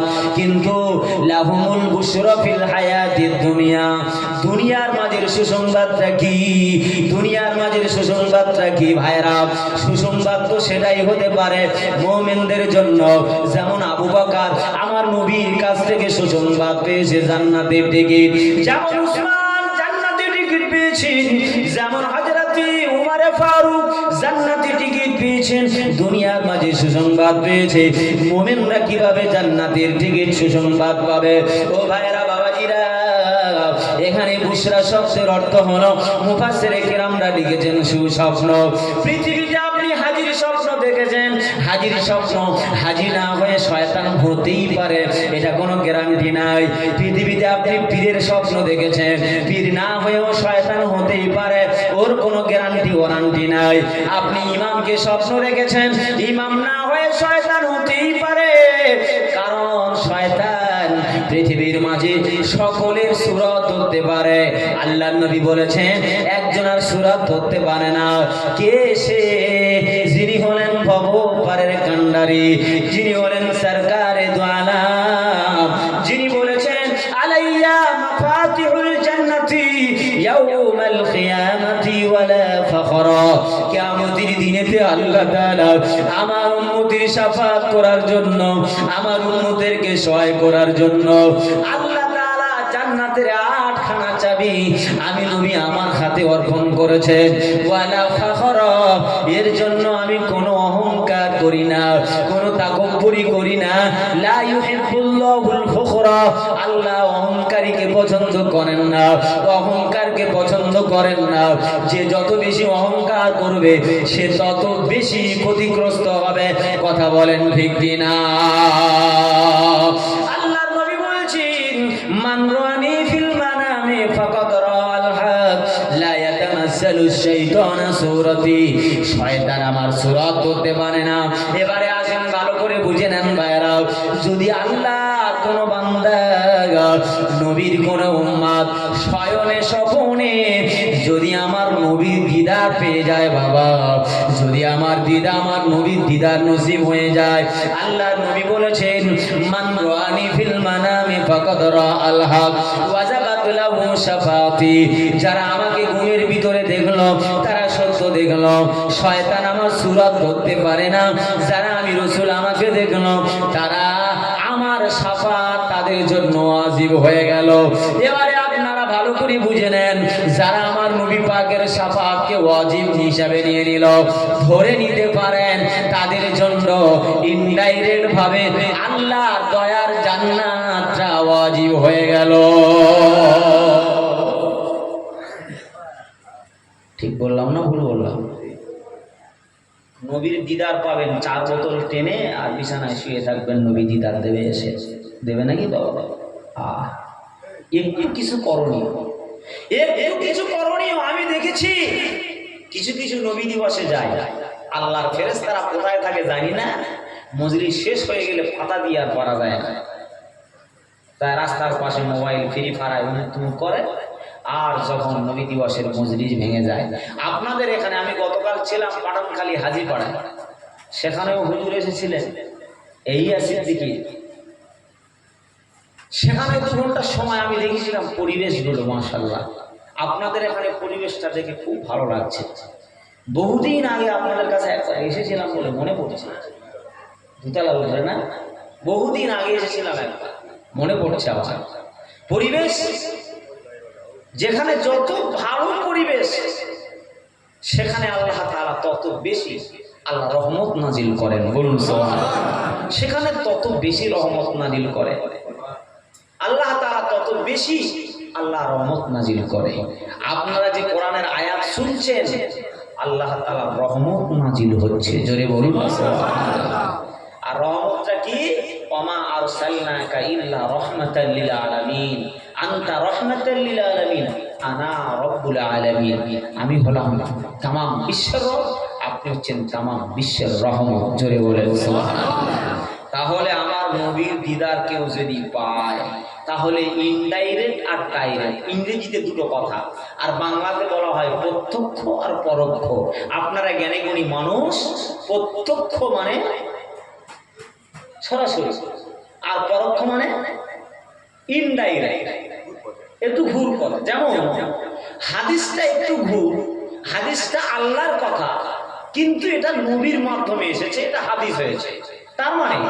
আর কোরআনটা হচ্ছে ডাইরেক্টলি আল্লাহর কথা, তার মানে হাদিসও আল্লাহর কথা, এটা হচ্ছে পরোক্ষভাবে, আর কোরআন আল্লাহর কথা, এটা হচ্ছে প্রত্যক্ষভাবে। একটু জোরে বলুন সুবহানাল্লাহ। কথা বুঝতে পেরেছেন না পারেন? এই জন্য আল্লাহ বলেছেন ওমা ইয়ানতিকু আনিল হাওয়া ইন হুয়া ইল্লা ওয়াহয়ুন ইউহা। আমার নবী কথা কতক্ষণ বলেন না, আমি আল্লাহ যতক্ষণ না সুইচ টিপি, অর্থাৎ আমি আমার নবীকে যতক্ষণ না কথা বলতে বলি, আমার নবী ততক্ষণ কথা বলেন না। আর একটু জোরে বলুন। তাহলে নবীর কথা মানে পরোক্ষভাবে কার কথা? জোরে বলেন, কার কথা?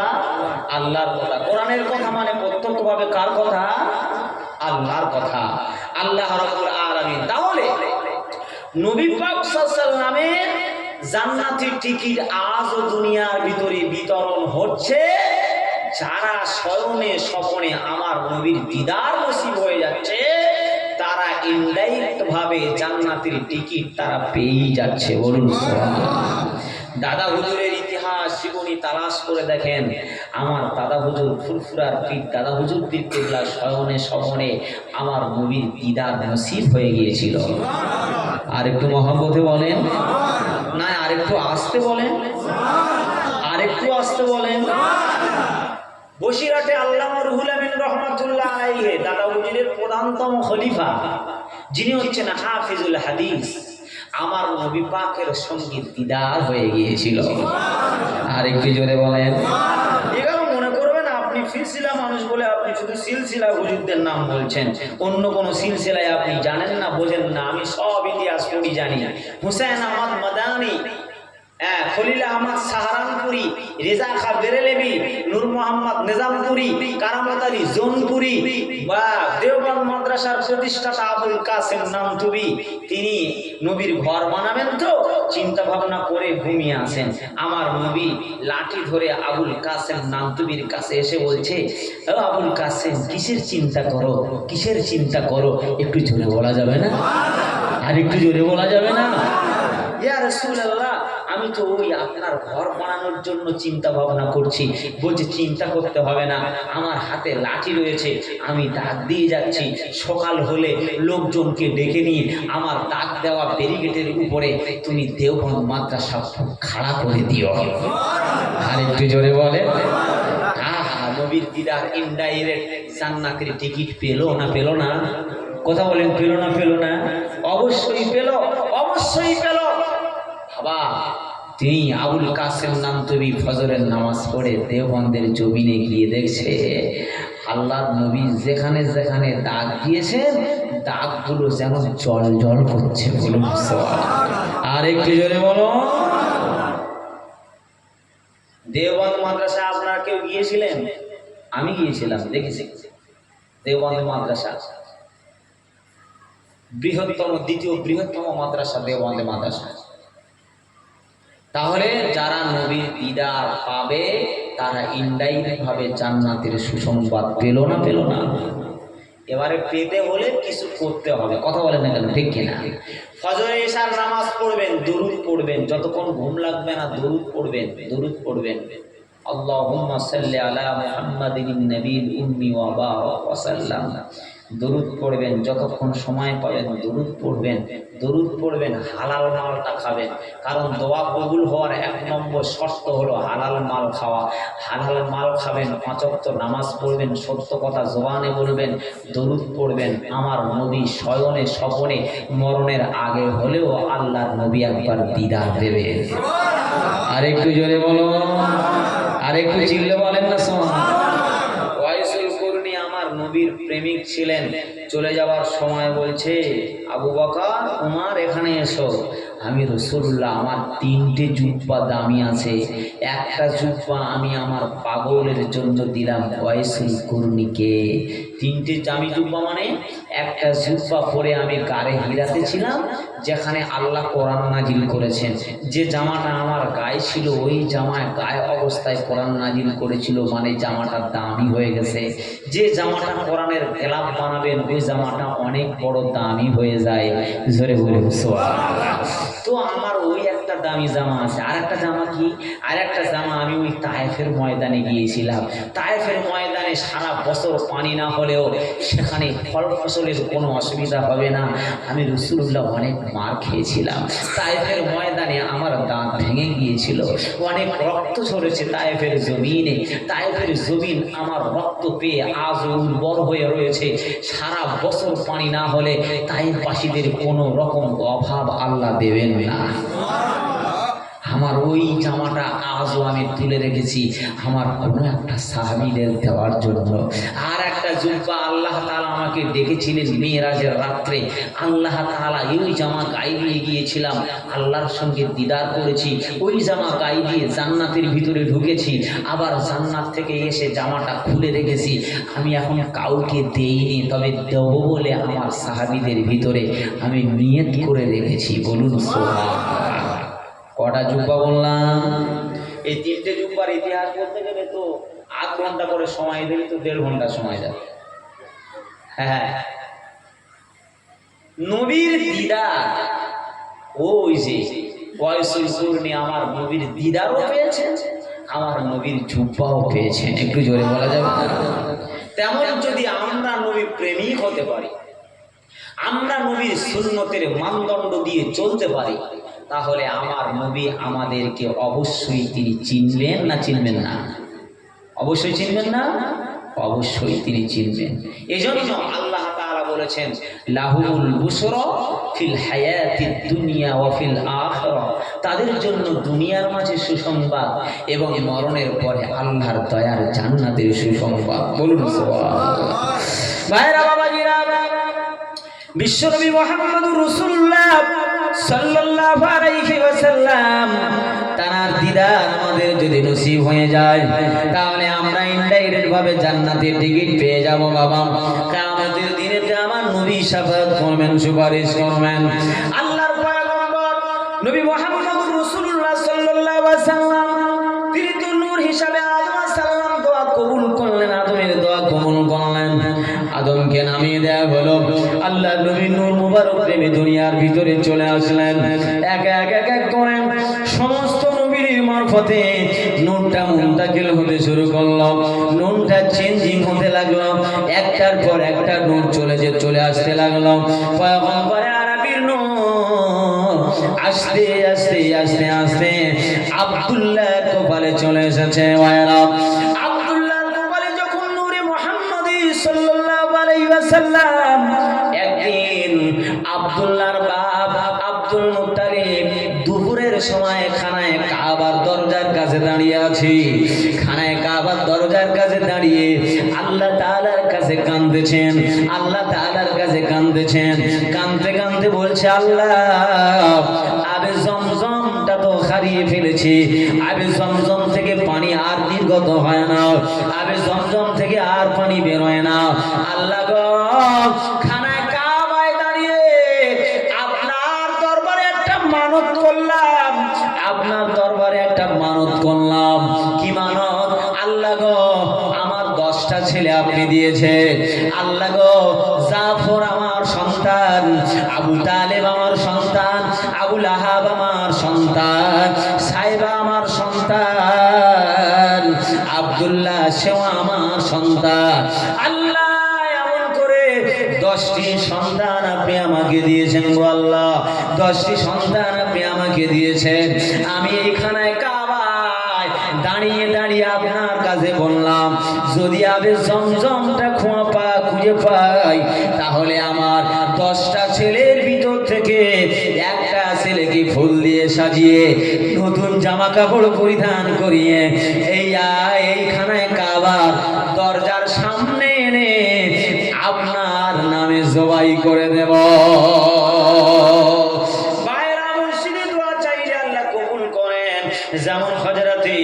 যেমন হযরতে ইয়াহইয়া আলাইহিস সালাতু ওয়াস সালাম, জাকারিয়া আলাইহিস সালাতু ওয়াস সালাম মসজিদে নামাজ পড়ছিলেন মিহরাবের ভিতরে। মসজিদে যদি বেশি সওয়াব পেতে চান, মসজিদে আগে যাবেন, সামনের কাতারে দাঁড়াবেন। সামনের কাতারে যা সওয়াব দেওয়া হবে, পিছনের কাতারে সেই সওয়াব দেওয়া হবে না। তারপরে সওয়াব ভাগাভাগি করে দেওয়া হবে। যে যত পিছনে পড়বে তার সওয়াব তত কমে যাবে। কিন্তু বর্তমানে মসজিদে ডেকে ডেকে সামনের কাতার পূরণ করা যায় না বাবা, বেশিরভাগ ব্যাক লাইন হচ্ছে। কথা বলেন ঠিক কিনা? আল্লাহর নবী বলেছেন, কিয়ামত আলামত হচ্ছে এটাই, মাল্লাম ইয়াতিস সালাত ইল্লা ফিদ দুবর। মানুষ নামাজে যাবে, হেলানেটা করবে, যাচ্ছি যাচ্ছি যাব, যাচ্ছি যাচ্ছি যাচ্ছি করতে করতে শেষ কাতারে আসবে। অনেক সময় খুতবা পড়ার সময় আসে, কিন্তু আল্লাহর নবী বলেছেন, তোমরা ঈদের মাঠে যাও আর কুরবানি করো। বকরা ঈদে তোমরা গরু কুরবানি করে সপ্তাহ পর সপ্তাহ তোমরা খাও, কত দামি দামি গরু কুরবানি করো, 1 লাখ টাকা, 50,000 টাকা, অনেক অনেক অনেক টাকা দিয়ে গরু জবাই করো। আল্লাহ নবী বলেছেন, যদি আমার উম্মত বুদ্ধিমান হয়, আমার উম্মত যদি বিচক্ষণ হয়, প্রতি জুমাতে তারা ওই আরবের লাল উট জবাই করার আর তার গোশত বিতরণ করার সওয়াব পেয়ে যাবে।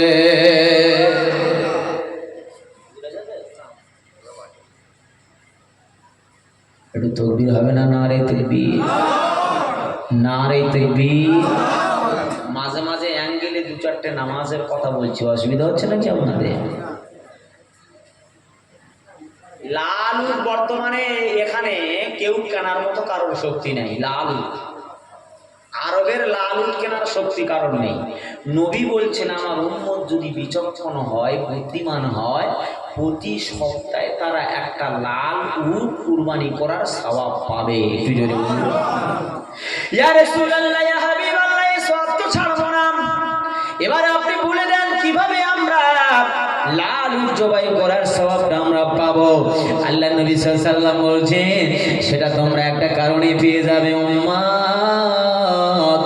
যদি জুমার দিনেতে সর্বপ্রথম মসজিদে প্রবেশ করো, আমি নবী বলছি, জুমার দিনেতে যে সর্বপ্রথম মসজিদে প্রবেশ করবে, ওই ব্যক্তির টাকা থাক আর নাই থাক, ওই আরবের মাঝি লাল উট কিনে জবাই করে তার ছাল চামড়া ছাড়িয়ে গোশত বিতরণ করে দিলে যত টাকা সওয়াব হবে, আমি নবী বলছি, জুমার দিনেতে যে ব্যক্তি সর্বপ্রথম মসজিদে যাবে, তার আমলনামায় তার চেয়ে বেশি সওয়াব দেওয়া হবে। এই সওয়াব নেওয়ার মানুষ বর্তমানে অনেক কমে গেছে। কথা বলেন না কেন, ঠিক কিনা? এই সওয়াব বর্তমানে নেওয়ার মানুষ অনেক কমে গেছে বাবা। কিন্তু গরু কুরবানি অনেক বেড়েছে। কিন্তু গরু কুরবানির, উট কুরবানির সওয়াব আমরা নিতে পারি না বাবা। আর কিছু কিছু আছে নবীর সুন্নত পালন করে, ছেলে হলে আকিকা করে। আকিকা করে না আপনাদের এদিকে? আকিকা তো আমার নবীর সুন্নত। আকিকায় একটা বকরি জবাই করলো বা দুটো করলো বা একটা গরু করলো, ইমাম সাহেবের ডেকে নিয়ে, ধরে নেন আমার ভাইজান ডেকে নিয়ে জবাই করেছে। জবাই করে ভাগা দিয়ে দিয়ে দিয়ে দিয়ে এক কাঁড়ি ভাগা করেছে। কোনোটায় আছে 2 পিস একটা হাড়, কোনোটা আছে 1 পিস 2টো হাড়। কথা ঠিক বলছি না ভুল বলছি? বলছে কেন রে বাবা এত ভাগ করলি? বলছে সবার তো পৌঁছাতে হবে, সবার তো পৌঁছাতে হবে। যাদের বাড়ি 4-5 জন আছে, 3-4টে ছেলে আছে, 2 পিস গোশ আর 1 পিস হাড় দিয়েছে। বলছে কেন দিল রে? আমার কোন ছেলের পাতে কোন গোশটা দেবো? এ কেন দিল? এ যেন আকিকা করেও যেন একটা সমস্যায় পড়ে যেতে হচ্ছে। এজন্য আমি বলছি, অত ভাগাভাগি করার দরকার নেই। পরিমাণ মতো 5টা বলেন, 1 কিলো বলেন, যারা করি তাদেরকে আপনারা নবীর এই সুন্নতটা এইভাবে মান্য করেন। কারণ আকিকা করে গোশ পৌঁছাতে গিয়ে আর ওই জিনিসটা আর ইনকাম করবেন না, বরং পরিমাণ মতো যে কটা ঘরে পৌঁছায়, গরিব দেখে দেখে সেই কটা ঘরে আপনি পৌঁছে দেন। 2-3 পিস করে 100 বাড়ি পৌঁছাতে হবে না। কথা ঠিক বললাম না ভুল বললাম?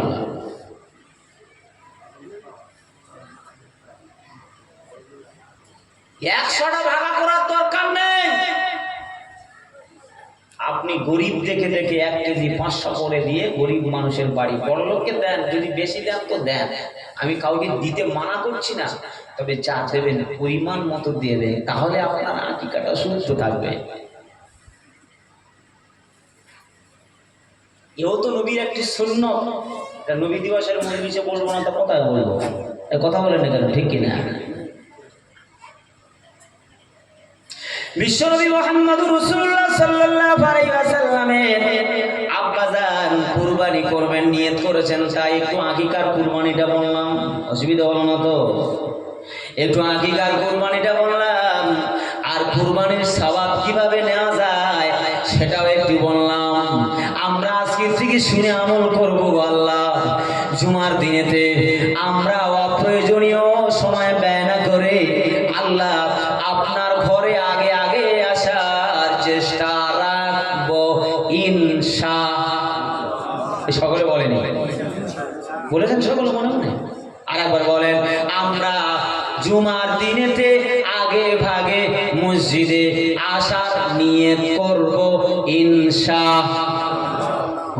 ইনশাআল্লাহ আল্লাহ চাইলে আপনাদের নিয়ত কবুল করবেন। অন্তত বাড়িতে অপ্রয়োজনীয় সময় নষ্ট না করে মসজিদে একটু আগে আসলে লাল উট কুরবানি করার সওয়াব আপনার আমল নামায় লিখে দেওয়া হবে। আর একটু জোরে বলুন না সুবহানাল্লাহ। একটু তাকবীর দেন দেখি না, আর একটু তাকবীর, আর একটু জোরে হবে না, আর একটু তাকবীর। হযরত আব্দুল্লাহর পিতা আব্দুল মুতালিব নিয়ত করেছেন সন্তান জবাহ করবেন। ভাইরা ভালো করে এবার আমি তো অনেক বলেছি, একটু নবীর দিকে আসি, নবীর জন্মের দিকে আমি চলে আসি। কারণ আমার নবী জন্ম 570 খ্রিস্টাব্দে হয়েছিল, দুনিয়া ছেড়ে বিদায় হয়ে গিয়েছেন 633 খ্রিস্টাব্দে, মতান্তরে 32 খ্রিস্টাব্দে। ভাইরা বাবাজিরা, আমার নবী এসেছিলেন, আর যেদিন এসেছিলেন সেই দিনেই তিনি চলে গিয়েছেন। তবে তিনি মদিনা মাজারে মুকাদ্দাসের ভিতরে তিনি আজো উম্মতি বলে কান্দেছেন। ভাইরা হযরত আব্দুল্লাহর পিতা আব্দুল মুতালিব নিয়ত করেছেন, আহারে কে নিয়ত, মুখ থেকে নিয়ত বলতে দেরি, মান্নত বলতে দেরি, সাথে সাথে আবে জমজমের কুয়ার পানি প্রবাহিত হতে দেরি হলো না।